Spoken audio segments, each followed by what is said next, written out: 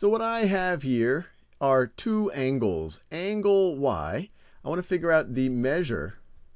I want to figure out the measure of angle y here on the left. And then on the right here, I want to figure out the measure of angle x. So why don't you pause this video and have a go at it before we do it together.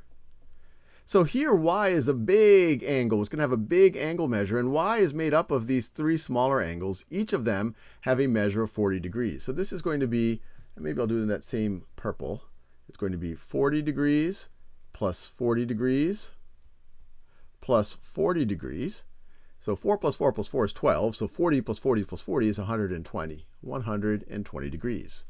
Now here we have each of these x's, this measure of x, plus it again, plus it again, plus it again, is going to be equal to 80 degrees. Or another way to think about it is we could start with 80 degrees and divide it by 4.